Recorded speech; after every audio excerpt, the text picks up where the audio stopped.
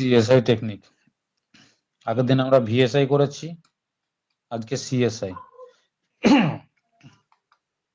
এখন সিএসআই ফুল ফর্মটা কি? Current source inverter.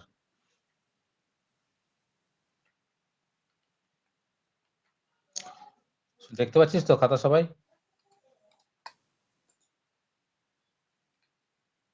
বল, খাতা দেখতে অসুবিধা হলে জানা একটু।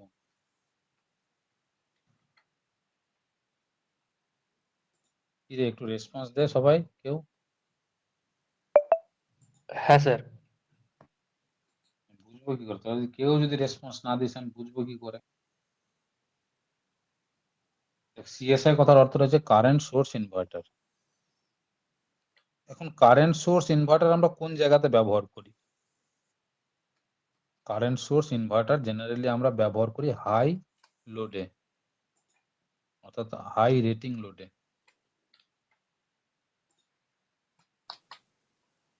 হাই রেটিং লোডে,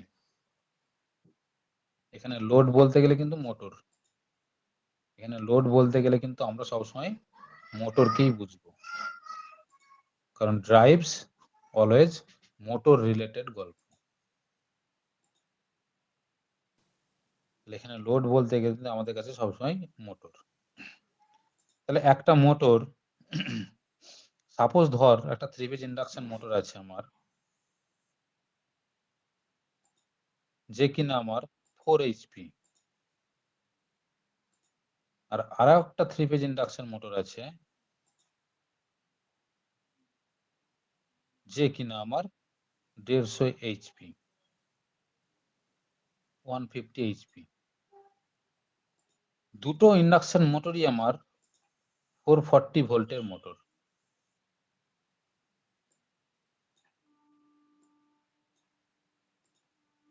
দুটো ইন্ডাকশন মোটরই হচ্ছে আমার কাছে 440 ভোল্টের। তাহলে আমার কাছে দুটো টেকনিক আমরা শিখেছি, একটা হচ্ছে ভিএসআই টেকনিক,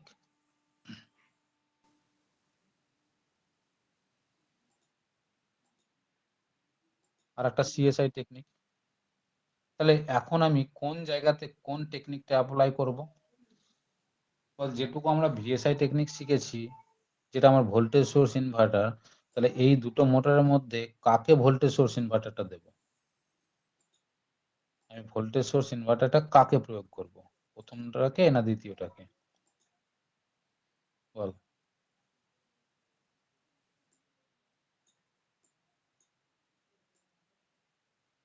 তার আগে আমাকে একটা কথা বলতো, এর আগে ইনভার্টারের আগে একটা কথা আমাকে বলতো, আমার তো সাপ্লাই আছে এসি, তাই তো? আমার তো সাপ্লাই আছে এসি, এবং মোটরকে চালাতে দরকারও সেই এসি। তাহলে আমরা এই গল্পটা কেন করলাম এতক্ষণ? এই গল্পটা আমরা এতদিন কেন করছি? এই এতটুকু অংশের গল্পটা কিসের জন্য করছি? আমি তো এই এসিটা কি তো সুন্দর এখানে দিয়ে দিতে পারি, পারি কি পারি না?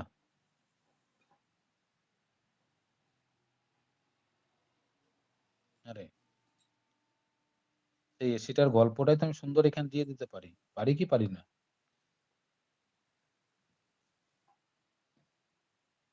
তাহলে সেটা না করে আমরা কেন রেকটিফায়ার ব্যবহার করছি, কেন চপারকে দরকার পড়ছে, কেন আমার ইনভার্টার কি বা দরকার পড়ছে?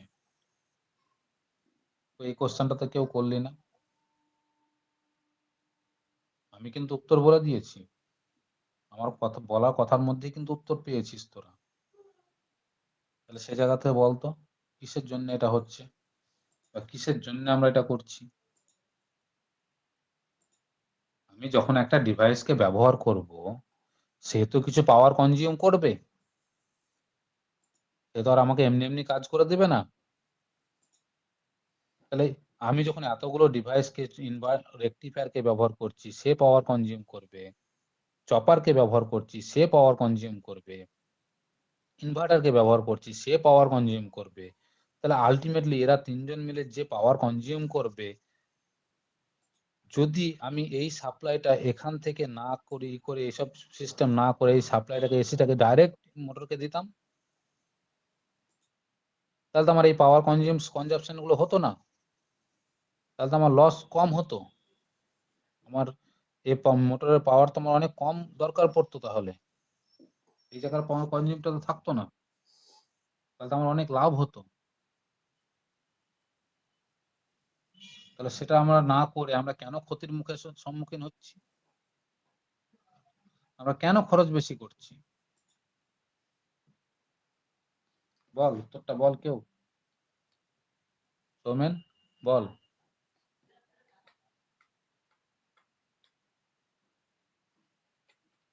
সৌমেন একটু বল।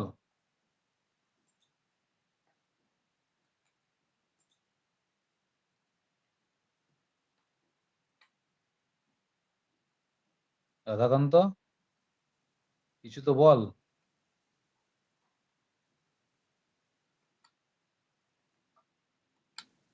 আমরা কেন এই জিনিসটা করছি, ঠিক করে গুছিয়ে আমাকে উত্তরটা বলবি তো কেউ একজন। তোরা ততক্ষণ ভাবতে থাক, আমি আবার জিজ্ঞেস করবো এই জায়গাটা। তাহলে ইনভার্টার যখন আমরা ব্যবহার করছি, সেই ইনভার্টারের ভোল্টেজ সোর্স ইনভার্টারটা আমরা দেখলাম। ভোল্টেজ সোর্স ইনভার্টার আমরা কি দেখলাম? ভোল্টেজ সোর্স ইনভার্টার আমরা সেখানেই ব্যবহার করছি যেখানে লোডের পরিবর্তন হলে ভোল্টেজ যেন কনস্ট্যান্ট থাকে।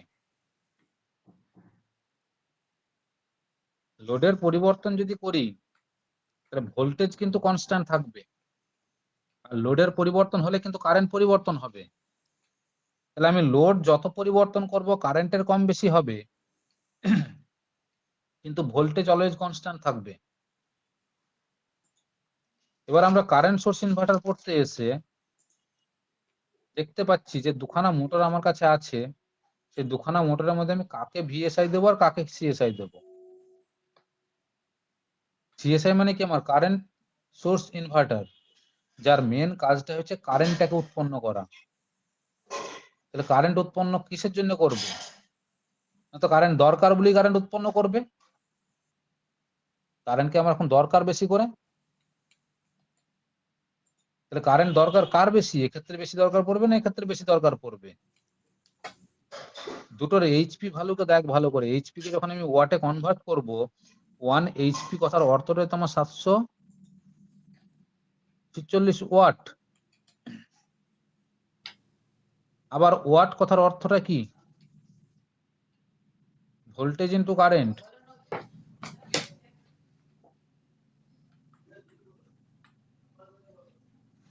তাহলে ওয়াট ভ্যালু যত বেশি হবে, ভোল্টেজটা যখন দুজনের কাছে কনস্ট্যান্ট একই, তাহলে ভোল্টেজ যদি আমার কাছে কনস্ট্যান্ট থাকে, ওয়াট ভ্যালু বেশি হওয়া মানে আমার কারেন্ট বেশি হওয়া, কারেন্ট কি বেশি লাগবে।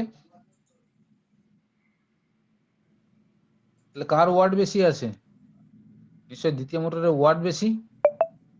তাহলে ওয়াট বেশি হওয়া মানে এখানে আমার কারেন্টকে বেশি করে দরকার, তাহলে কারেন্টকে বেশি করে দরকার বলে আমার এখানে সিএসআই লাগবে, আর এখানে তো কারেন্ট কম দরকার, তাহলে এখানে আমার ভিএসআই দিয়ে হয়ে যাবে এই দুটো মোটরের তুলনায়। এবার যখন আমি সিএসআই ব্যবহার করব, তাহলে সিএসআই কেন ব্যবহার করব? না তো সেখানে থাকবে আমার বড় বড় মোটর, হাই রেটিং এর মোটর। সেই হাই রেটিং এর মোটরের মধ্যেও তো আবার লোডের পরিবর্তন হতে পারে। ধর এখন চলছে আমার 4খানা মোটর, আধ ঘন্টা পরে আমাকে চালাতে হবে 6খানা মোটর কোনো একটা কারণে, তার আধ ঘন্টা পরে তো চালাতে হবে আমাকে 8খানা মোটর, একই সাপ্লাইয়ের উপরে, একই ভোল্টেজের উপরে।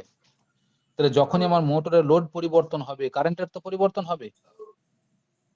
লোড যখনই বাড়বে কারেন্ট বাড়বে, তাহলে কারেন্ট যখনই বাড়বে তখনই দুজনের যেহেতু ভোল্টেজ সমান আছে, মোটরের রেটিং, তখন তো আমাকে কারেন্টটাকে বেশি করে তৈরি করতে গেলে কে তৈরি করতে পারবে? একমাত্র যে কারেন্ট সোর্স, অর্থাৎ যে কিনা কারেন্ট তৈরি করছে, অর্থাৎ কারেন্ট সোর্স ইনভার্টার। এখন দেখ, ভোল্টেজ সোর্স ইনভার্টার যখন বলেছিলাম তখন ভোল্টেজটা ছিল কনস্ট্যান্ট, কারেন্ট ছিল পরিবর্তন। এখন কারেন্ট সোর্স ইনভার্টারে যখন এলাম, তখন কারেন্ট সিএসআই কিন্তু আমার কারেন্ট থাকবে কনস্ট্যান্ট, অর্থাৎ লোড যতই পরিবর্তন করি কারেন্ট কিন্তু অলওয়েজ কনস্ট্যান্ট থাকবে। কারেন্টের পরিবর্তন হতে দেবে না লোড পরিবর্তন হলেও, কিন্তু ভোল্টেজ কিন্তু এখানে ভ্যারিয়েবল হবে, ভোল্টেজ কিন্তু চেঞ্জ হবে, অর্থাৎ লোড চেঞ্জ করা মানেই ভোল্টেজ চেঞ্জ হবে। লোড চেঞ্জ হওয়া মানেই এখানে কিন্তু ভোল্টেজের পরিবর্তন আসবেই। এবার লোড চেঞ্জ হওয়া মানে ভোল্টেজের পরিবর্তন আসবে, তাহলে এই দুটো প্যারামিটারের ওপরই আমাকে এবার ইনভার্টারের টেকনোলজি তৈরি করতে হবে। কিছুই নেই,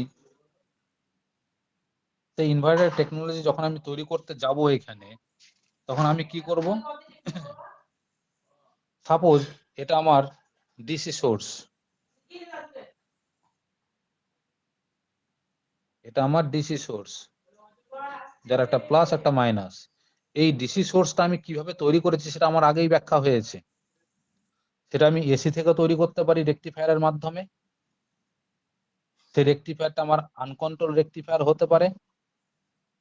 তাহলে আনকন্ট্রোল রেকটিফায়ার যদি হয়, তাহলে সেই ডিসি সোর্সের যদি ভোল্টেজের পরিবর্তন করার দরকার পড়ে, তাহলে সেখানে আমার চপারকে দরকার পড়বে, তাহলে চপারের কানেকশন করেছি। এবার রেকটিফায়ার যদি হয় আমার কন্ট্রোল রেকটিফায়ার, তাহলে সেখানে আর আমার চপারকে দরকার পড়বে না।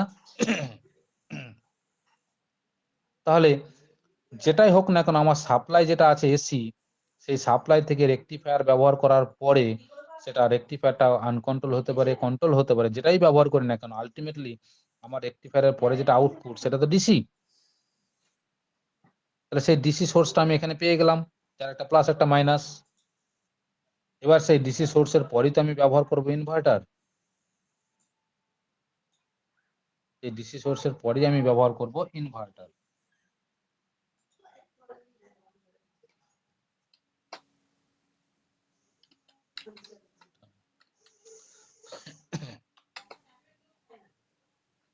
সেই ডিসি সোর্সের পরেই আমি ব্যবহার করব এখন ইনভার্টার। তাহলে ইনভার্টার ডিসি সোর্সের সাথে যখন আমি ব্যবহার করব ইনভার্টার, ইনভার্টার যেহেতু আমার কাছে এখন বর্তমানে সিএসআই কারেন্ট সোর্স ইনভার্টার, তাহলে কারেন্ট সোর্স ইনভার্টারকে যখন আমি ব্যবহার করব লোডের সাথে, যেখানে লোড হচ্ছে আমার কাছে 3 ফেজ ইন্ডাকশন মোটর, তাহলে যখনই আমি সেটা লোডে ব্যবহার করছি, লোডের যখনই পরিবর্তন হবে এখানে তো কারেন্টের পরিবর্তন হবে। লোড যখনই পরিবর্তন হবে হিসেব মতো কারেন্টের পরিবর্তন হওয়া উচিত। কিন্তু সিএসআই ইনভার্টার যখন আছে আমার কাছে, সিএসআই ইনভার্টার কিন্তু লোডের পরিবর্তনের জন্য কারেন্টের যেন কোনো পরিবর্তন না হয় সেটাকেও ফিক্সড রাখতে হবে। কেন ফিক্সড রাখতে হবে ভালো করে বল। লোডের যদি পরিবর্তন হয়,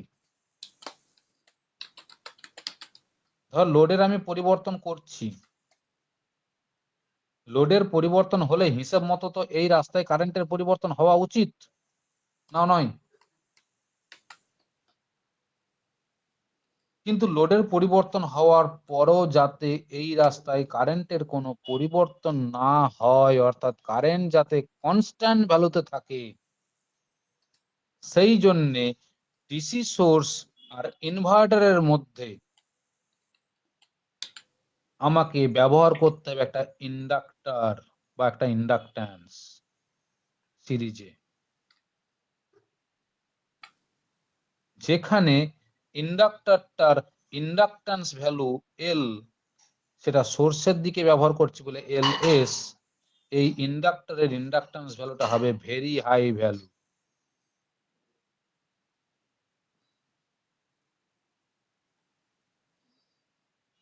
এখানে ইন্ডাক্টরটার ইন্ডাকট্যান্স ভ্যালুটা হবে ভেরি হাই ভ্যালু। ভালো করে বলতো এবার, এখানকার যদি ইন্ডাক্টরটার ইন্ডাকট্যান্স ভ্যালু হয় ভেরি হাই ভ্যালু, তাহলে আমরা ইনভার্টারটার অর্থাৎ কারেন্ট সোর্স ইনভার্টারটার ইন্টারনাল ইম্পিডেন্স কি লিখতে পারি, হাই না লো?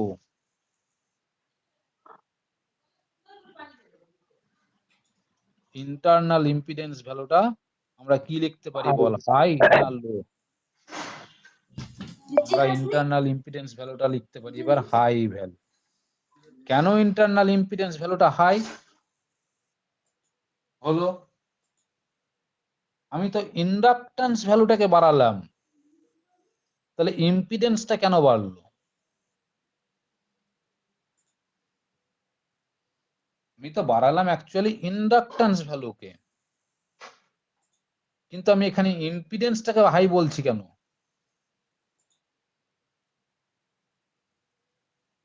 এই কোশ্চেন গুলো না ইন্টারভিউ এর কোশ্চেন, এগুলো এইরকম করে ইন্টারভিউ কোশ্চেন জিজ্ঞেস করবে।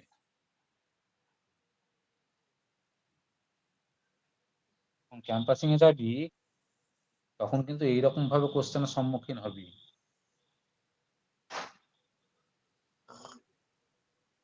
আমি এখানে বলছি ইন্ডাক্টরটার ইন্ডাকট্যান্স ভ্যালু হাই, তাহলে আমরা ইম্পিডেন্স ভ্যালুটাকে হাই বলছি কেন? আমরা এখানে ইন্ডাকট্যান্স বলছি না কেন?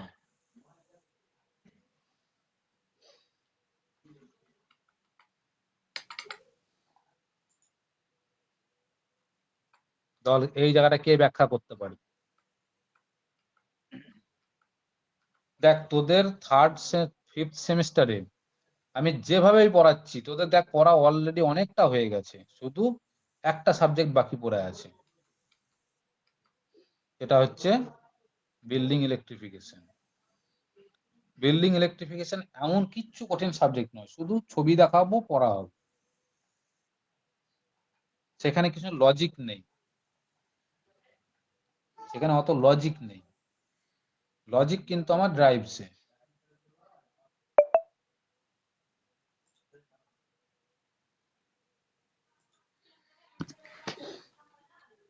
ভালো করে একটা সালের কোশ্চেন খুলে দেখবি আমি ড্রাইভসে যা যা পড়ালাম এখন পর্যন্ত সেই জায়গা থেকে কত নাম্বার কোশ্চেন কভার করেছে। মাইক্রো কন্ট্রোলার যতটুকুই পড়িয়েছি সেখান থেকে কতটা নাম্বার কোশ্চেন কভার হয়েছে। ইলুমিনেশন পার্টটা সেখান থেকে কত নাম্বার কোশ্চেন কভার হয়েছে, যতটুকু পড়িয়েছি। বেশি আমরা পড়বো না, আমরা ওইটুকু পড়বো, যেটুকু পড়বো সেইটুকুকে ভালো করে নলেজ মাথায় রাখবো, তাতে দেখবি ফিফথ সেমিস্টারে ভালো নাম্বার উঠে আসবে। যেটুকু পড়িয়েছি আমি সেইটুকুকে যদি মাথায় রাখতে পারিস। এখন আমার কোশ্চেন হলো আমি তো ব্যবহার করলাম একটা হাই ইন্ডাকট্যান্স ভ্যালু, তাহলে এখানে আমি কেন লিখছি ইম্পিডেন্স ভ্যালু হাই? স্যার ওখানে তো তাদের তো নিজস্ব একটা রেজিস্ট্যান্স ভ্যালু আছে, আর রেজিস্ট্যান্স ভ্যালুর সঙ্গে ইন্ডাকট্যান্স ভ্যালুটা মানে এক্সেল, আর আর প্লাস এক্সেল তো দিয়ে দিতে হয় না, ওই জন্য মনে হয়। আমি দেখ এখানে তো ডিসি সোর্স,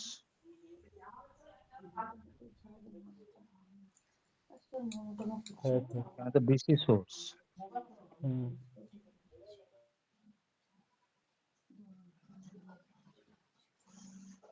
কথাটা তো ঠিকই বলেছিস। একটা ইন্ডাকট্যান্স ভ্যালু হাই কথার অর্থটাই হচ্ছে ইন্ডাকট্যান্স ভ্যালু সর্বদা কিন্তু মেজার হয় L is equal to N into I ফর্মুলাতে, যেখানে এন কথার অর্থটাই হচ্ছে টার্ন, পাক সংখ্যা, আর আই কথার অর্থটাই হচ্ছে অ্যাম্পিয়ার। ইন্ডাকট্যান্সের ইউনিট হচ্ছে আমার হেনরি, তাই তো? হেনরির আরেকটা একক, হেনরিকে আমরা আরেক ভাবে প্রকাশ করতে পারি অ্যাম্পিয়ার টার্ন ইউনিটে।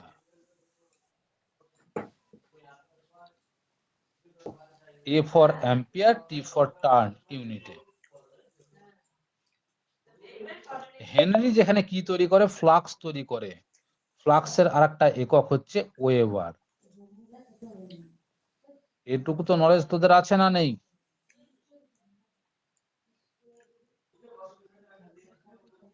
তাহলে অ্যাম্পিয়ার টার্ন ইজিক্যাল টু কিন্তু আমার ওয়েবার, আর ওয়েবার কথার অর্থ হচ্ছে ফ্লাক্স, ফ্লাক্স মানে কি আমার হেনরি, ফ্লাক্স আমার হেনরি রিলেটেড।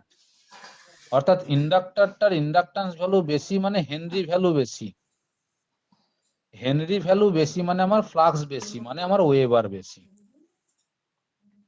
এখন ওয়েবার বেশিটা আমি কি করে পাবো? অ্যাম্পিয়ার টার্নকে যত বাড়াতে পারবো,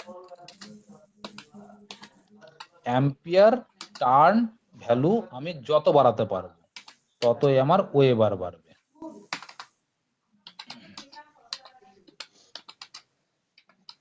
তাহলে বলতো এই হিসেবে সাপোজ ধরে নে আমার একটা লোহার দণ্ড আছে, সেই লোহার দণ্ডের উপরে আমি একটা কয়েল জড়ালাম, যে কয়েলে আমার পাক সংখ্যা আছে 100, আর এখানে যখন আমি সাপ্লাই দিচ্ছি প্লাস মাইনাস ভি, তখন এই দিক দিয়ে আমার কারেন্ট যাচ্ছে 2 অ্যাম্পিয়ার, আর এখানে আমার আছে 100 টার্ন। তাহলে এখানে যে ফ্লাক্সটা তৈরি হবে ফাই, তার পরিমাণটা কত হবে? কত পরিমাণ ফ্লাক্স তৈরি হবে? কারেন্ট পাঠালে তো চুম্বকে পরিণত হবে এন পোল আর এস পোল, আর আমরা জানি ফ্লাক্স সবসময় এন পোল থেকে বেরিয়ে সাউথ পোলে যাবে, তারা তো এইভাবেই যাবে। তাহলে যে পরিমাণ ফ্লাক্স এখান থেকে পাবো, সেই পরিমাণ ফ্লাক্সের পরিমাণটা ফাই ইজিক্যাল টু কত পাবো?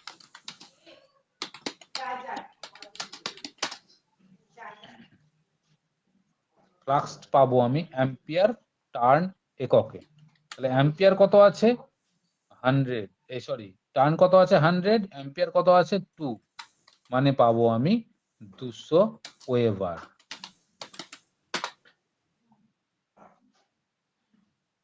এইবার আমার দরকার ফ্লাক্স রিকোয়ার্ড,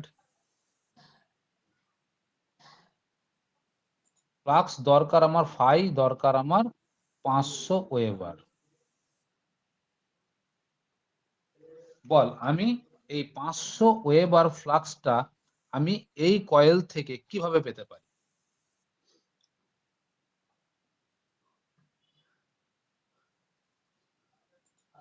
টার্নটাকে বাড়াবো।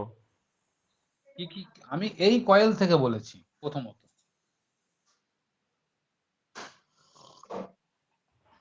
আচ্ছা, এই কয়েল থেকে বাড়ালে স্যার অ্যাম্পিয়ারটাকে বাড়াবো।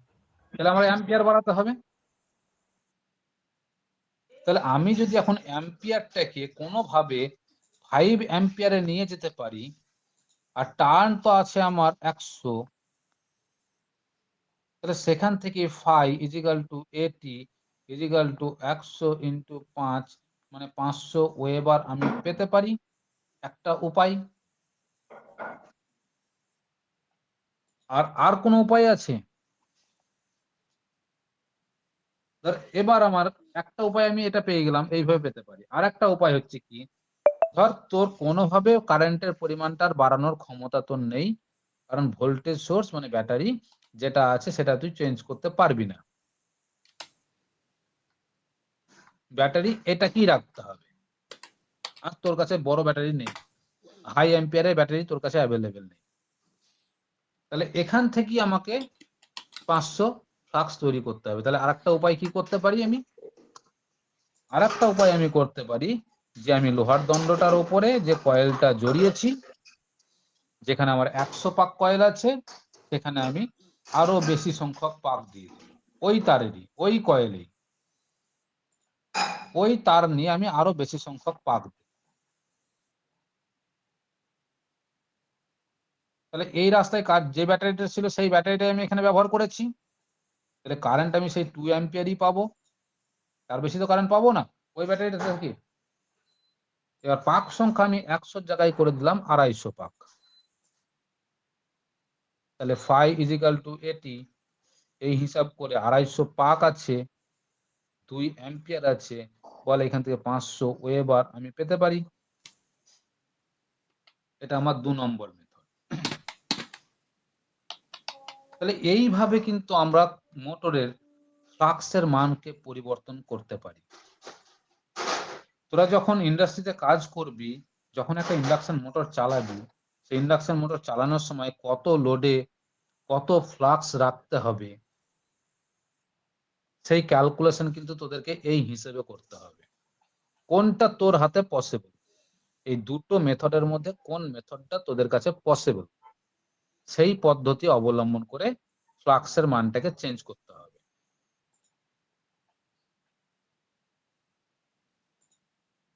এবার দেখ, ফ্লাক্স ভ্যালু বেশি কথার অর্থ হচ্ছে অ্যাম্পিয়ার টার্ন বেশি। এখন অ্যাম্পিয়ার টার্ন বেশি মানে ফ্লাক্স ভ্যালু বেশি মানে ওয়েবার বেশি, ওয়েবার বেশি মানে হেনরি বেশি,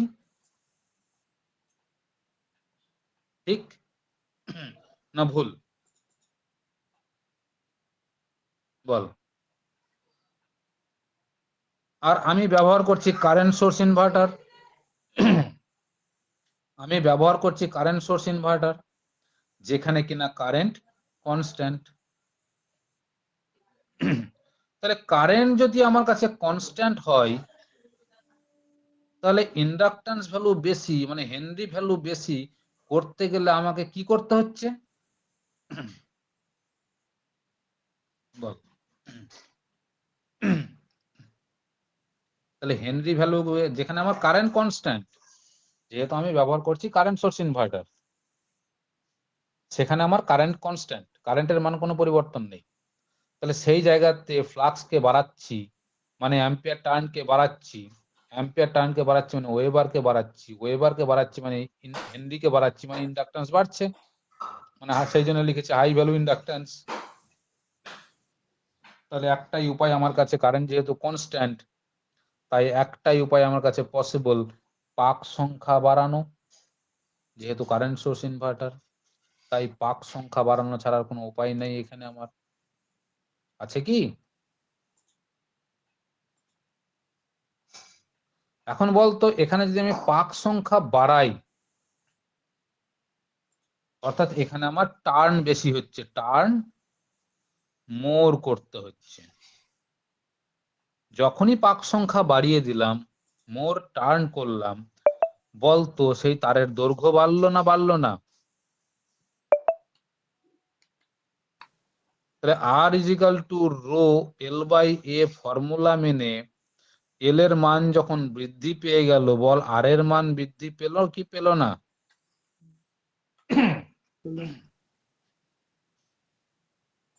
সাথে সাথে যখনই আর এর মান বৃদ্ধি পেয়ে গেল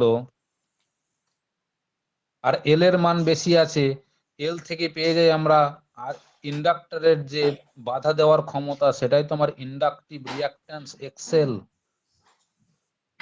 তাহলে এক্সেল বেশি, এল এর মান বেশি মানে তো এক্সেল এর মানও তো বেশি। এবার বলতো আর কে আর এক্সেল কে যদি আমরা যোগ করি, তাহলে এই জায়গা থেকে আমরা কি পাই? ইম্পিডেন্স পাই না পাই না? জেড। যেহেতু আর আর এক্সেল একটা ইমাজিনারি পার্ট, আর এর সাথে এক্সেল একটা ইমাজিনারি জে এক্সেল করতে হয়, তাহলে সেই জায়গা থেকে হিসেব মতো আমরা ইম্পিডেন্স কে পাই। তো সেই জন্যই বলি আমরা ইম্পিডেন্স ভ্যালু হাই। যেহেতু এই ইম্পিডেন্সটা ইনপুট সাইডে কাজ করছে, সোর্স থেকে যেহেতু ইনপুটের দিকে কাজ করছে, মানে সোর্স থেকে ইনভার্টারের ইনপুটে কাজ করছে, তাই সেই জন্য এই কথাটাকে বলি আমরা internal input impedance high. Input impedance, শুধু ইন্টারনাল ইম্পিডেন্স নয়, কথাটা কথাটা হচ্ছে ইন্টারনাল ইনপুট ইম্পিডেন্স। ক্লিয়ার হলো জায়গাটা? বল।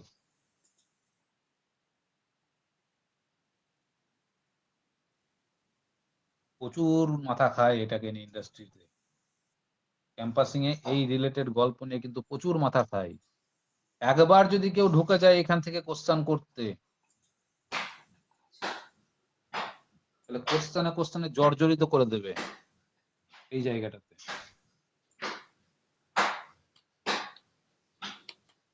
আমার যতটুকু অভিজ্ঞতা সেখান থেকে। এবার ইনপুট ইম্পিডেন্স হাই আমাকে রাখতে হয় কেন সিএসআই এর ক্ষেত্রে?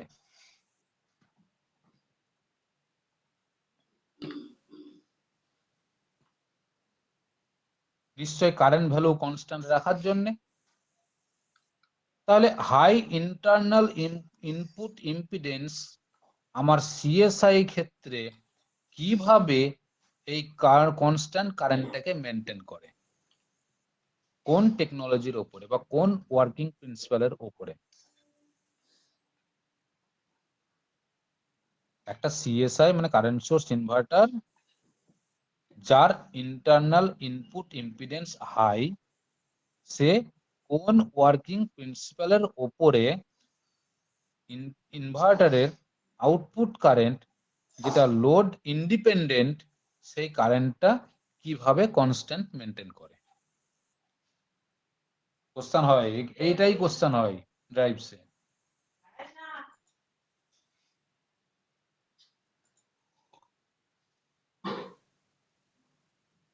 এইটাই কিন্তু কোশ্চেন হয় ড্রাইভসে, আমি বলে দিচ্ছি যে কারেন্ট সোর্স ইনভার্টারে হাই ইন্টারনাল ইনপুট ইম্পিডেন্স কিভাবে কনস্ট্যান্ট কারেন্ট মেনটেন করে।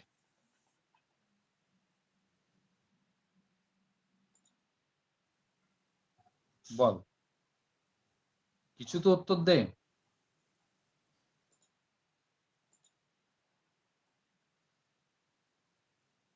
আরে কিছু তো উত্তর দে।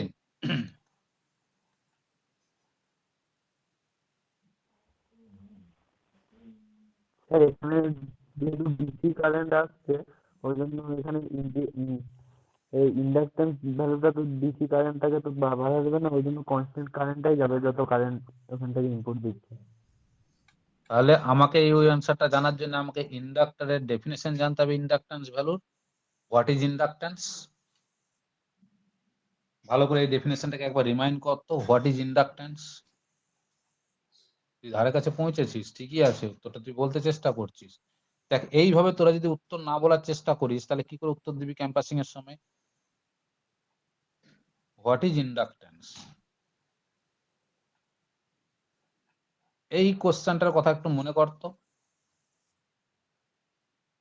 ইন্ডাকট্যান্সের ডেফিনেশন দেওয়ার সময় কি বলা ছিল? যে inductance is a property by which it oppose the changeable current. মনে পড়ছে? It oppose the changeable current, অর্থাৎ পরিবর্তনশীল কারেন্টটাকে রুখে দাঁড়াবে, অর্থাৎ কারেন্টটা পরিবর্তন হতে দেবে না। আর পরিবর্তন যদিও বা হতে চায়, সে সেই পরিবর্তনটাকে বাধা দেবে। ঠিক মনে পড়লো? এইবার দেখ, যখনই আমি লোডের পরিবর্তন করব,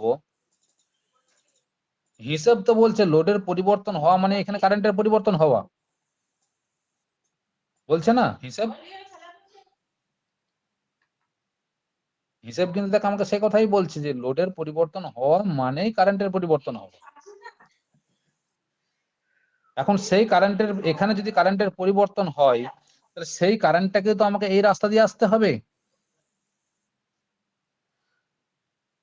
কারণ আগেই তো আমরা ইনভার্টারের আগে কি দেখেছি, ইনভার্টার আমার সুইচ দিয়ে তৈরি। আগের দিন তো আমরা সেটা দেখলাম, ইনভার্টার মানে তো সেই সুইচ দিয়ে তৈরি, সুইচ ছাড়া তো আর কিছু নাই। তাহলে বলতো এই রাস্তা দিয়ে যে কারেন্টটা নেমে আসবে,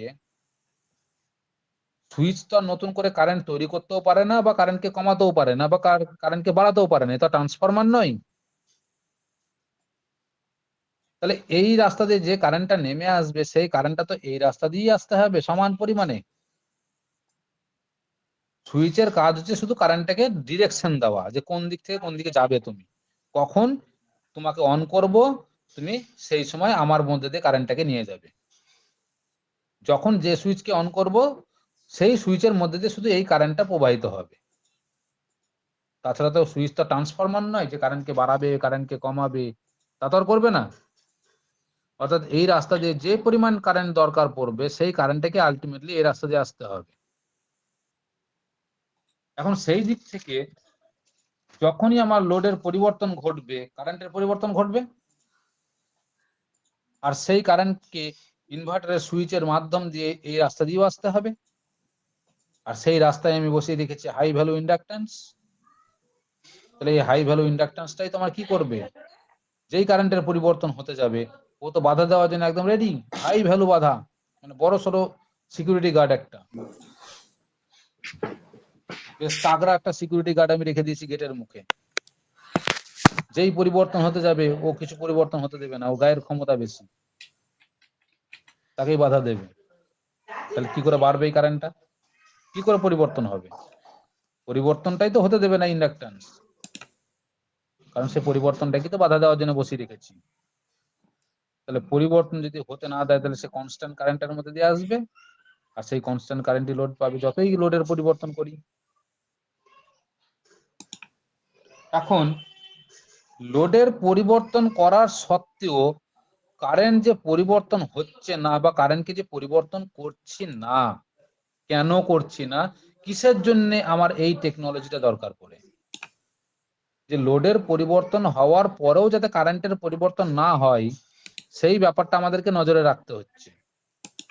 তাহলে কারেন্টের পরিবর্তন না করে আমি লোডের পরিবর্তন যখন করছি, মানে কি যে উদ্দেশ্য নিয়ে করছি এই পরিবর্তনটা?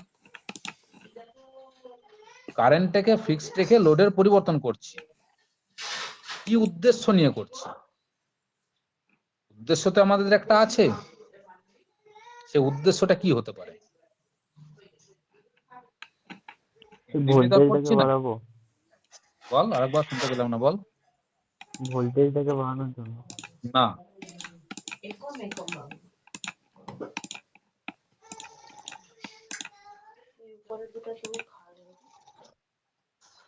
ভোল্টেজ বাড়ানোর জন্য নয়। আমরা কিন্তু এখানে আলটিমেটলি স্পিড চেঞ্জ করতে চাইছি, তাই তো? ভালো করে দেখ, আমরা কিন্তু আলটিমেটলি এখানে স্পিড চেঞ্জ করতে চাইছি। আর তখন যে লোডের পরিবর্তন বলছি, সেই লোডের পরিবর্তনটা কিন্তু এখানে আলটিমেটলি স্পিডের পরিবর্তন। আমরা কিন্তু সবসময় এখানে স্পিড চেঞ্জ করতে চাইছি। তাহলে লোডের পরিবর্তন না বলে বল আমি স্পিডের পরিবর্তন করছি। তাহলে স্পিডের পরিবর্তন করছি আমরা ঠিকই, কিন্তু কারেন্ট ভ্যালুটাকে কনস্ট্যান্ট রেখে। তাহলে কারেন্ট ভ্যালুটাকে কনস্ট্যান্ট রেখে স্পিডের পরিবর্তন করছি, নিশ্চয় উদ্দেশ্য একটা আমাদের আছে। এই উদ্দেশ্যটা কি?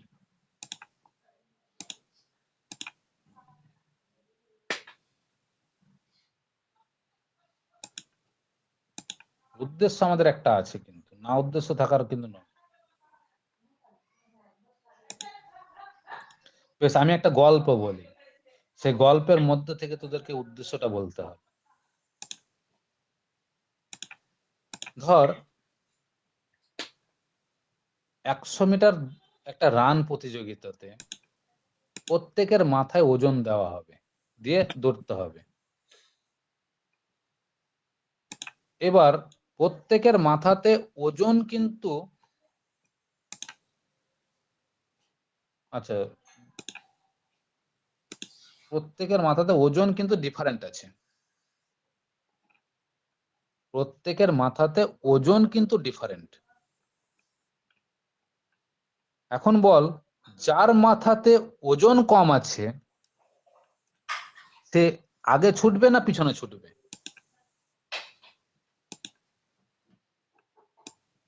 নিশ্চয় আগে আগে ছুটবে। আর যার মাথাতে ওজন বেশি আছে সে নিশ্চয় পিছনে ছুটবে, আস্তে আস্তে যাবে, নিশ্চয় সে দৌড়তে পারবে না। যার মাথাতে সব থেকে কম আছে ওজন সে তত ফাস্ট দৌড়বে, আর যার মাথাতে যত বেশি ওজন আছে সে তত আস্তে আস্তে দৌড়বে। ঠিক না ভুল এই জিনিসটা ব্যবহারিক জায়গা থেকে? তাহলে এবার কে কতটা দৌড়তে পারবে সেটা পুট কর স্পিডে, আর কে কতটা, কার মাথাতে কতটা ওজন আছে সেটা তুই ইনপুট দে লোডে। তাহলে এই জায়গা থেকে বল, আমি যদি কারেন্টটাকে কনস্ট্যান্ট রাখি, স্পিডের পরিবর্তন যদি করতে চাই, তাহলে আমি কিসের জন্য কারেন্ট কনস্ট্যান্ট রেখে স্পিডের পরিবর্তন করছি?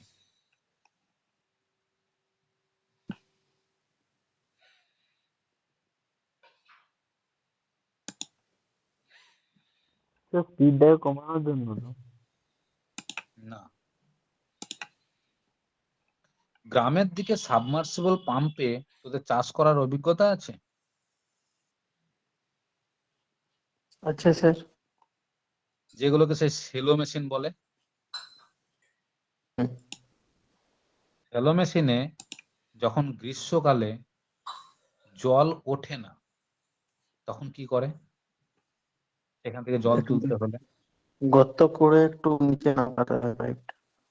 গর্ত খুঁড়ে যে পাইপটাকে নিচে নামায়, সেখানে দেখো ওই সেলো মেশিনের জায়গাতে আর একটা মেশিন জোগাড় করে, যেটাকে বলি আমরা 10 ঘোড়া মেশিন। আর সেই মেশিনটা দেখ ধক ধক ধক ধক ধক ধক করে চলে, খুবই আস্তে আস্তে ঘুরে মেশিনটা, কিন্তু দেখ সাফিসিয়েন্টলি জল তোলে।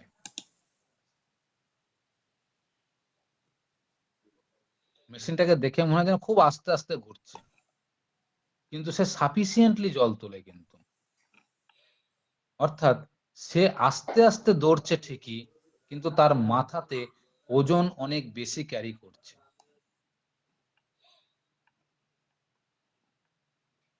অনেক বেশি ওজন ক্যারি করছে। ঠিক এই রকম সিচুয়েশন ইন্ডাস্ট্রিতে কিছু কিছু সময় দরকার পড়ে। কিরকম সময়? ধর একটা কোম্পানিতে প্রোডাকশন হচ্ছে, কোনো একটা জিনিস প্রোডাকশন হচ্ছে, এবার সেই প্রোডাকশনটা মার্কেটে কি সবসময় চাহিদা একই রকম, শীত গ্রীষ্ম বর্ষা সবসময় একই রকম থাকে না, যেটা সিজনে সিজনে চেঞ্জ হয়। ধর এমন কিছু একটা জিনিস প্রোডাকশন হচ্ছে যেটা সিজনে সিজনে চেঞ্জ হয়। ধর গ্রীষ্মকালে খুব বেশি দরকার পড়ে, শীতকালে কম দরকার পড়ে, বর্ষাকালে আরো কম দরকার পড়ে। মানে একটা কোল্ড ড্রিঙ্কস ফ্যাক্টরি, তাহলে শীত গ্রীষ্মকালে যখন ওদের বেশি দরকার পড়ে, তাহলে নিশ্চয়ই গ্রীষ্মকালে ওদেরকে প্রোডাকশনটাও বেশি করতে হবে। কিন্তু প্ল্যান্টের মেশিন তো সবই একই, মেশিন তো আর পরিবর্তন করেনি। তাহলে যখন গ্রীষ্মকালে ওদেরকে বেশি প্রোডাকশন করতে হবে, মানে মাথায় ওজন বেশি বইতে হবে প্রত্যেকটা মেশিনকে। এখন প্রত্যেকটা মেশিনকে যদি বেশি বইতে হয়, তাহলে প্রত্যেকটা মেশিনের যদি বেশি বইতে হয়, মানে বেশি লোড ক্যারি করতে হয়, তাহলে স্পিডটাকে কম করে দিয়ে, অর্থাৎ কম দৌড়বে মেশিন, কিন্তু মাথায় ওজন বেশি বইবে, লোড ক্যাপাসিটি বাড়বে। লোড ক্যাপাসিটি বাড়া মানে টর্ক বাড়া। মোটরের টর্ক পরিবর্তন করব, মোটরের টর্ক বাড়াবো, আর মোটরের torque always depends on current. মোটরের torque depends on motor current. ভালো করে সূত্রটাকে মনে করতো, এই খাতাতেই আছে আমার ইকুইভ্যালেন্ট সার্কিট থেকে, যখন আমি মোটরের টর্ক ইকুয়েশন দিয়েছিলাম, কটা সূত্র দেখ তোদেরকে মনে রাখতে বলেছিলাম।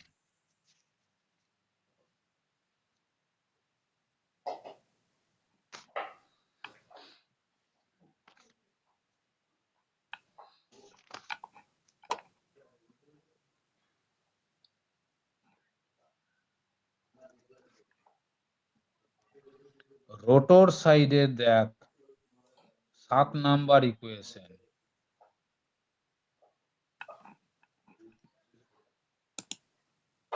মোটরের torque depends on current value, speed value, rotor resistance value আর স্লিপ ভ্যালু। এখন রোটর রেজিস্ট্যান্সটা তো আমি চেঞ্জ করতে পারবো না, স্পিড নিচে আছে, স্পিড যত কমবে বলতো টর্ক বাড়বে না কমবে? বাড়বে। বাড়বে। সেখানে আমি কারেন্টটাকে কনস্ট্যান্ট রেখেছি, তাহলে স্পিডকে আমি নিচে রেখেছি। স্পিড নিচে আছে মানে কারেন্ট স্পিড যত কমবে টর্ক তত বাড়বে, মানে মোটর লোড বেশি ক্যারি করবে, মানে মোটরের কাছ থেকে আমি বেশি কাজ চাইছি।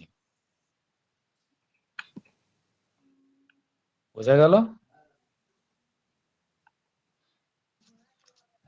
তাহলে কখনো কখনো যখন ইন্ডাস্ট্রিতে মোটরের উপরে বেশি কাজ করাতে হবে, মোটরকে দিয়ে যখন বেশি কাজ করানো দরকার পড়বে, একমাত্র তখনই আমাকে সিএসআই টেকনোলজি দেখতে হবে যাতে মোটরের কারেন্ট ভ্যালু কনস্ট্যান্ট থাকে, স্পিড কমাবো। ভালো করে চিন্তা কর, স্পিড কমাবো, আমার ডিমান্ড বেশি বলে যে স্পিড বাড়াবো তা নয়। তোদের মাথায় তখন কি চিন্তা হচ্ছিল যে প্রোডাকশন তাড়াতাড়ি করতে গেলে আমাকে মোটর স্পিড বাড়াতে হবে, তাই তো? না, উল্টো ঘটনা। ভালো করে চিন্তা কর, আমাকে প্রোডাকশন যত তাড়াতাড়ি করতে হবে মোটরের টর্ক তত বাড়াতে হবে। টর্ক তখনই বাড়বে যখন স্পিড কমবে। আর স্পিড কমবে কখন? আমাকে কারেন্ট ভ্যালু কনস্ট্যান্ট রেখে স্পিড কমাতে হবে,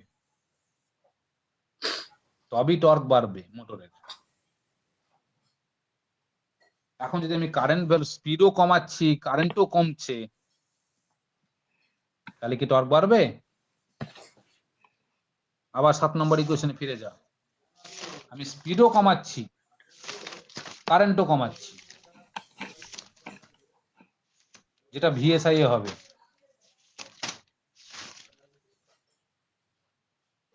আমি যদি স্পিডও কমাই, বলতো টর্ক বাড়বে না কমবে? স্পিড কমাচ্ছি, টর্ক বাড়বে হিসাব মতো। কিন্তু দেখ আবার কারেন্ট আবার স্কোয়ারে আছে, তাহলে কারেন্টও তো কমছে ভিএসআই এর ক্ষেত্রে। ভিএসআই কি বলেছিলাম, ভোল্টেজ কনস্ট্যান্ট থাকবে, লোড চেঞ্জ হওয়া মানে স্পিড চেঞ্জ হওয়া মানে কারেন্ট চেঞ্জ। তাহলে ভিএসআই এর ক্ষেত্রে কি হবে, স্পিড চেঞ্জ হবে মানে কারেন্ট কমবে। তাহলে স্পিড কম হওয়ার সাথে সাথে যেই কারেন্ট কমে যাবে টর্ক কমে যাবে, তখন কিন্তু হবে না, ভিএসআই দিয়ে কিন্তু টর্ক বাড়াতে পারবি না। তাহলে যখন আমাকে হাই ডিমান্ডে মোটর, হাই রেটিং প্রোডাকশন করতে হবে, তখন কিন্তু আমাকে ভিএসআই দেখলে হবে না, তখন আমাকে সিএসআই দেখতে হবে। বুঝতে পারলি? এবার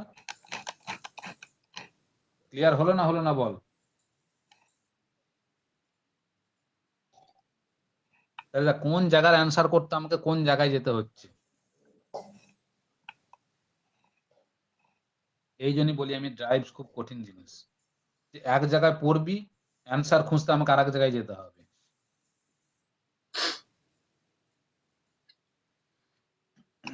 ইন্ডাস্ট্রিতে কিন্তু খুব গুলিয়ে যাবি এই জায়গাতে।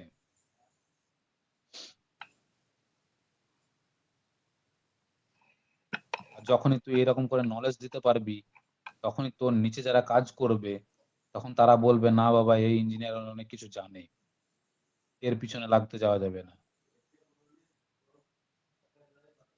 তুই যখন প্রথম প্রথম কাজে ঢুকবি না, তখন তখন পিছনে লাগবে প্রচুর, তোকে ডিমোশন করার জন্য। সব জায়গাতেই লজিক কাজ করবে, রাজনীতি সব জায়গাতে আছে। দেখ এখন তোরা স্টুডেন্ট আছিস, স্টুডেন্ট লেভেলের মধ্যে একরকমের রাজনীতি। যখন এই বন্ধুগুলোই গ্রুপে আছিস, একসাথে বেড়াচ্ছিস, খাচ্ছিস, যাচ্ছিস, সবকিছু করছিস, ক্লাস যাচ্ছিস, এক জায়গায় একসাথে ঘুরতে যাচ্ছিস, তোদেরকে যদি এই গ্রুপটাকে একই কোম্পানিতে চাকরি করে দেওয়া হয়, তখন দেখবি এই গ্রুপটার মধ্যে আবার তোদের রাজনীতি ঢুকে যাবে, যে কে আগে ছুটবি, কে প্রমোশন আগে পাবি। তখন কিন্তু রাজনীতি চেঞ্জ হয়ে যাবে। আর সেই রাজনীতির কারণে তখন চাইবি, একজন চাইবি আর একজনকে নিচে নামাতে, কারণ একজনকে নিচে না নামালে তো একজন উপরে উঠতে পারবে না।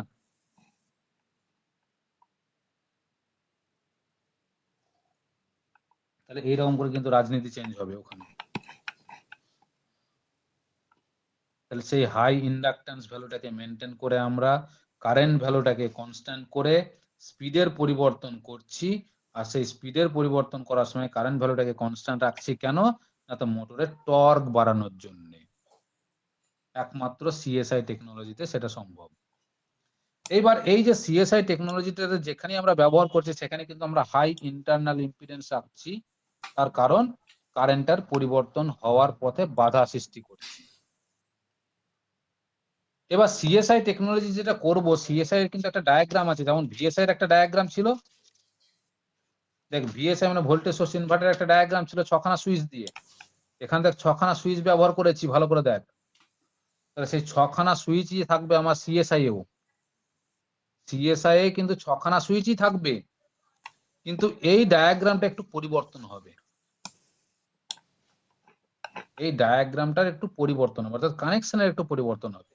সুইচ বল, ডায়োড বল, এই যে জায়গাগুলো আছে, এই সুইচ ডায়োড এদের মধ্যে একটু পরিবর্তন আসবে, আর সেই পরিবর্তনের মাঝখানে আমরা কিন্তু এই যে হাই ইন্ডাকট্যান্স ভ্যালুটা রেখেছি, এই হাই ইন্ডাকট্যান্স ভ্যালুটাকে আমরা এক জায়গাতে না রেখে বিভিন্ন জায়গায় ভাগ ভাগ করেও রাখতে পারি।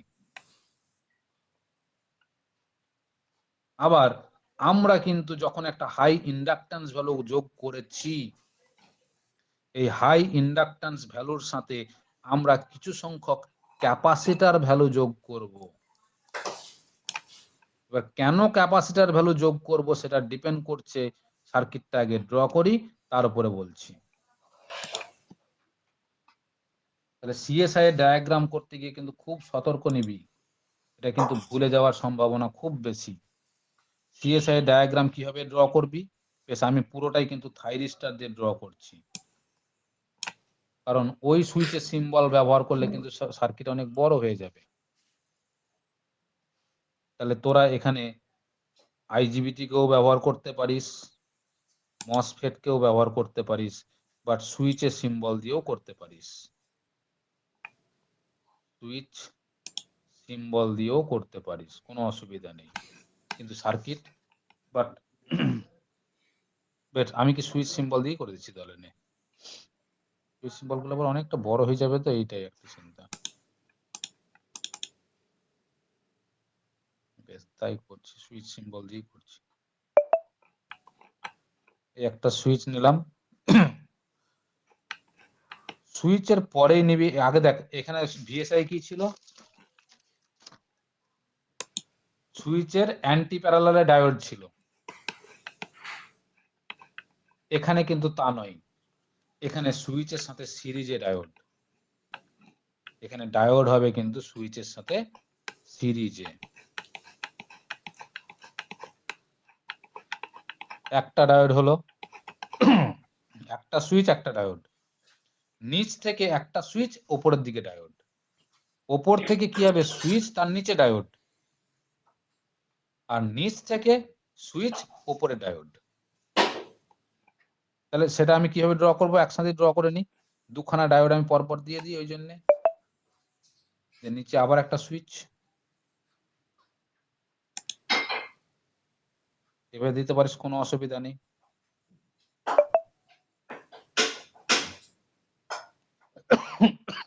এই একটা লাইন ড্র করলি, ঠিক এরকম করে পরপর তিনটে লাইন ড্র কর।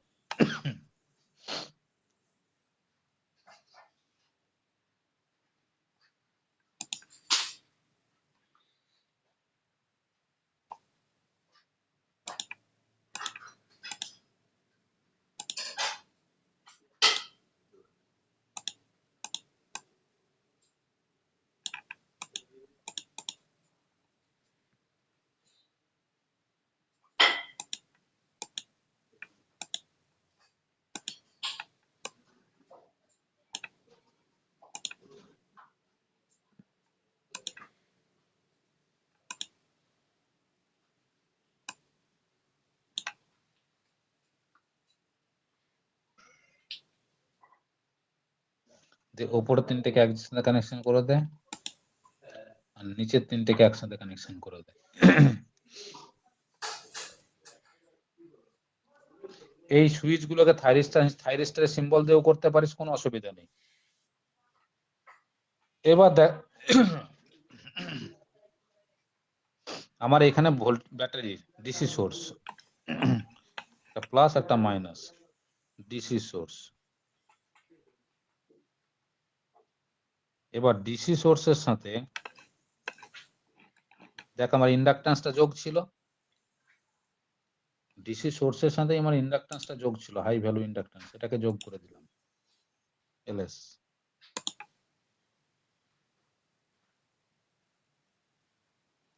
এই জায়গার কানেকশনটা, এবার পরবর্তী কানেকশনটা কিন্তু খুব গুরুত্বপূর্ণ সহকারে দেখ, সুইচ গুলোর নাম দিয়ে দে আগে, এটা 1 3 5, তারপরে বল নাম্বারিং বল, আগের দিনের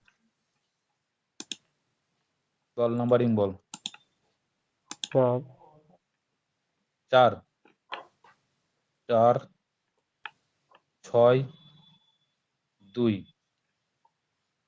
ঠিক একইভাবে ডায়োডের নাম D1, D3, D5, D4, D6, D2 হলো।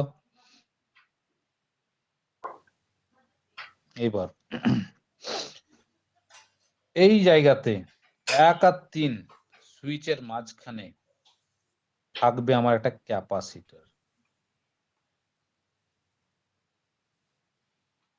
যেটাকে বলবো আমি 1 নাম্বার ক্যাপাসিটর।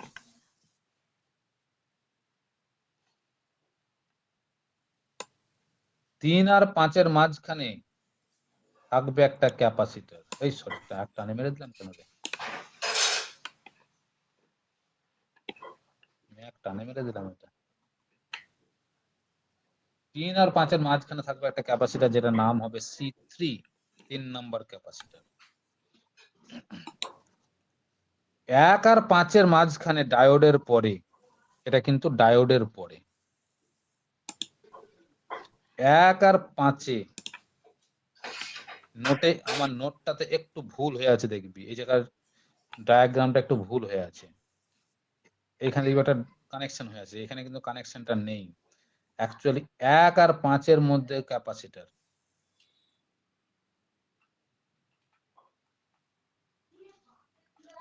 যেটাকে বলবো আমি C5। তাহলে 1, 3, 5 হয়ে গেল ক্যাপাসিটরের কানেকশন। 1 আর 3 হচ্ছে ডায়োডের আগে, আর 5 হচ্ছে ডায়োডের পরে। এই জায়গাটা মনে রাখবি, ভুলে যাবি কিন্তু। 1, 3 ডায়োডের আগে কানেকশন, 5 হচ্ছে ডায়োডের পরে কানেকশন, ডায়োডের নিচে কানেকশন।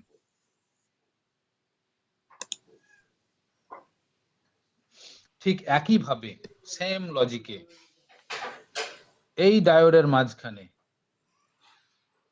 4 আর 6-এর মাঝখানে থাকবে একটা ক্যাপাসিটর, যেটাকে নাম দেবো 4 নাম্বার ক্যাপাসিটর। 6 আর 2-এর মাঝখানে থাকবে একটা ক্যাপাসিটর, যেটাকে নাম দেব 6 নাম্বার ক্যাপাসিটর। আর 4 আর 2-এ এখানে কিন্তু একই জায়গাতে ডায়োডের একসাথেই 4 আর 2-এর মধ্যে থাকবে একটা ক্যাপাসিটর, কিন্তু এই জায়গাতে কানেকশন থাকবে না, নোটে দেখবি এই রকম জায়গায় কানেকশন হয়ে আছে।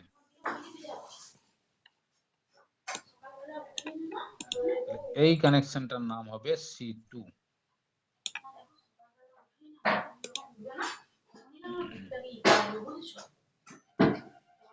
বোঝা গেল? এইবার আউটপুট 3টে কোনখান থেকে বেরোবে? এইখান থেকে একটা আউটপুট বেরোবে, এই দুটো ডায়োডের মাঝখান থেকে জাম্প করে নিয়ে যেতে হবে লাইনটা। এইখান থেকে একটা আউটপুট গেল, পেলাম। 2 নম্বরের এখান থেকে একটা আউটপুট পাবো,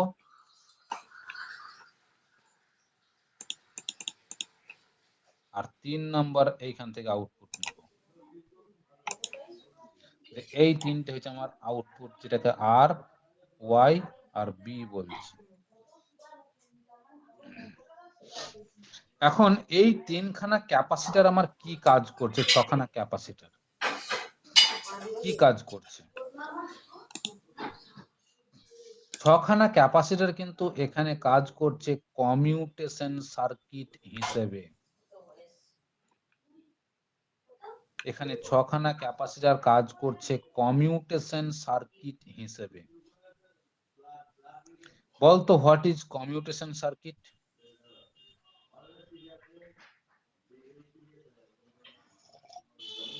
থাইরিস্টরের টার্ন অফ প্রসেস মনে পড়ছে?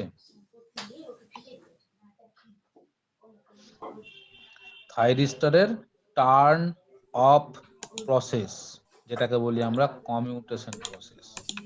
ভালো করে দেখ, ভিএসআই যখন করেছিলাম আমি, তখন কিন্তু আমরা এই ক্যাপাসিটর গুলোকে ব্যবহার করিনি। এবার একটা কথা দেখ, ভিএসআই ভালো করে বলবি উত্তরটা বুঝে শুনে। আমার ভিএসআই এর সুইচিং ক্যাপাসিটি গুলো কেমন ছিল, যে প্রথমে আমি 1 আর 2 কে একসাথে অন করব, তারপরে 1 নাম্বার বন্ধ করে 2 অন থাকবে, যে 3 কে অন করব, তারপরে 2 বন্ধ করে দেবো, তারপর 3 এর পরে 4 কে অন করব। মানে এট এ টাইম দুটো থাইরিস্টর অন থাকবে, পিছন দিক থেকে একজন বন্ধ হবে, সামনের দিক থেকে একজন অন হবে। তাহলে দেখ 1 অন হলো, 2 অন হলো একসাথে, যে 1 বন্ধ হয়ে গেল, 1 বন্ধ হলো, 3 অন হলো, তারপর 2 বন্ধ হলো, যে 4 অন হলো। এইভাবে নামকরণ করা আছে। এখন দেখ 1 যখন বন্ধ হলো, তার অনেকক্ষণ পরে 4 অন হলো, ঠিক তো? 1 যে টাইমে বন্ধ হয়েছে, তার বেশ কিছুক্ষণ পরে 4 অন হয়েছে। এখন ধর 1 বন্ধ হওয়ার কথা ছিল, কিন্তু 1 মানে 1 নম্বর সুইচ কোনো কারণে বন্ধ হতে পারেনি, দিয়ে 4 নাম্বারটা অন হয়ে গিয়েছে। তাহলে কি ঘটতে পারে? 1 নাম্বার সুইচ বন্ধ হওয়ার কথা ছিল, কিন্তু বন্ধ হতে পারেনি কোনো একটা কারণে, তারপরে 4 নাম্বার সুইচও অন হয়ে গেছে। তাহলে এই অবস্থায় কি ঘটতে পারে?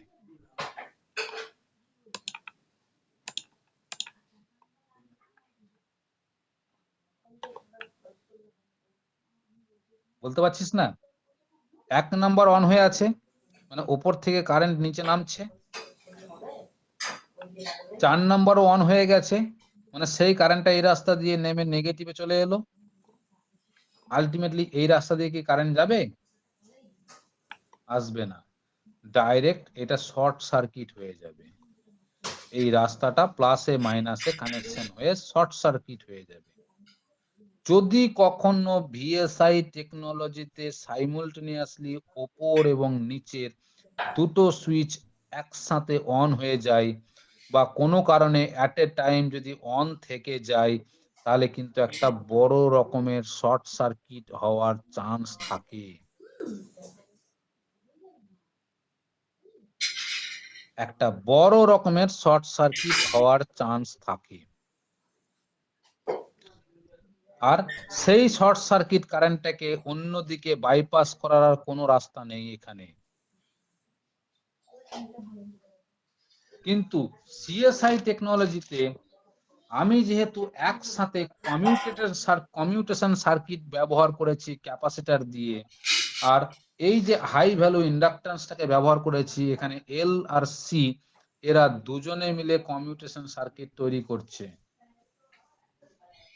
তাহলে 1 নাম্বার সার্কিট সুইচ যতক্ষণ না বন্ধ হবে,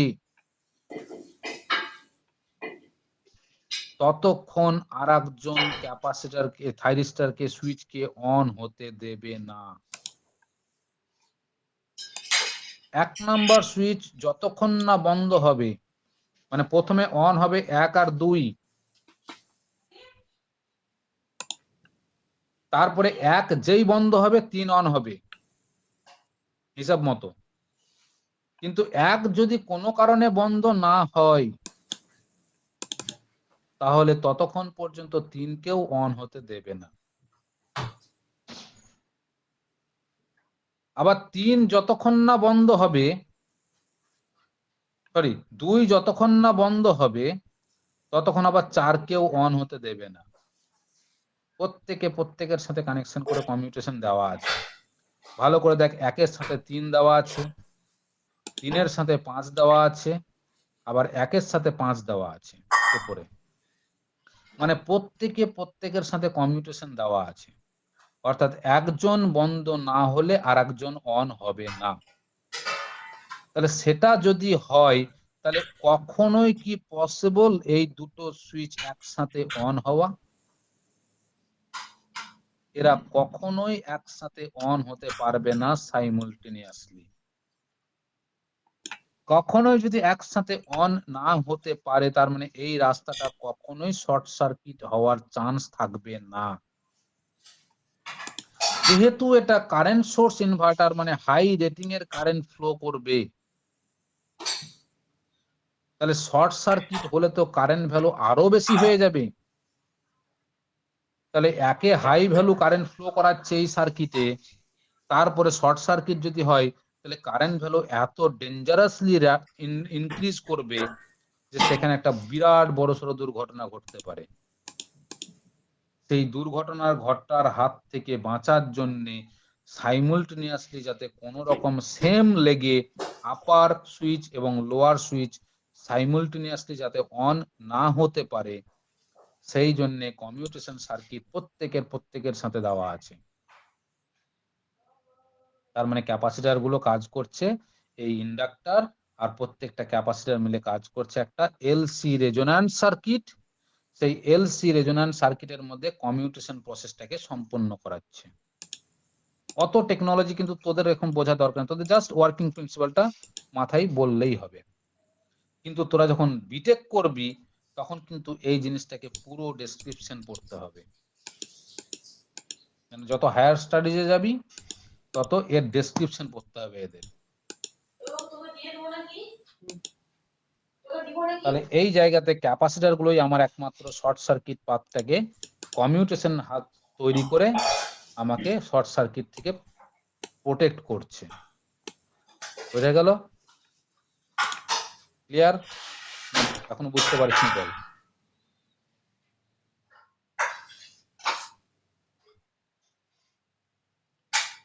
কমেন রেসপন্স দে একটু। বুঝা গেছে স্যার।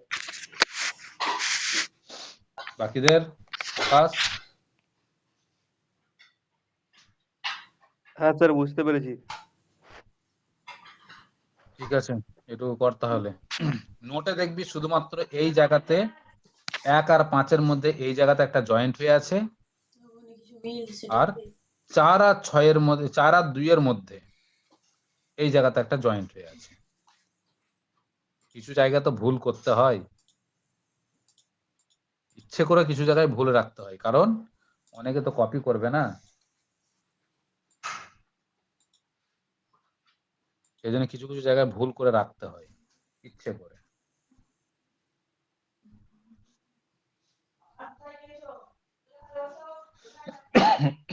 যেগুলোকে আমরা পরবর্তীকালে দেখাতে পারি ওগুলো প্রিন্টেড মিস্টেক। এরকম প্রত্যেকটা বই কিছু কিছু জায়গায় ভুল থাকে, যেগুলো অথরের প্রাইভেসি।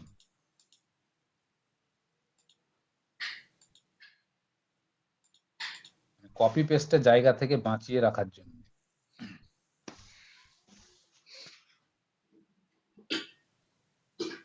এবার দেখবি এই নোট যদি কেউ কপি পেস্ট করে কিছু ম্যাট্রিক্স প্যাট্রিক্স বানায়, সেও দেখবি ওই নোটে যেটাই আছে সেটাই ছেড়ে দেবে মার্কেটে,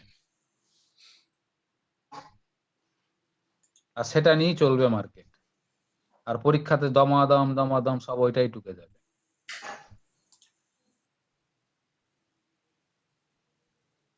দিয়ে ভুলগুলো এখান থেকেই চলে আসে। ম্যাট্রিক্স দেখে করলে নাম্বারটা এই কারণেই কম পেয়ে যায়। বেশ ঠিক আছে, রাখ তাহলে, একটু কর ভালো করে, লেখাগুলো পড় ভালো করে ওই জায়গাটাতে।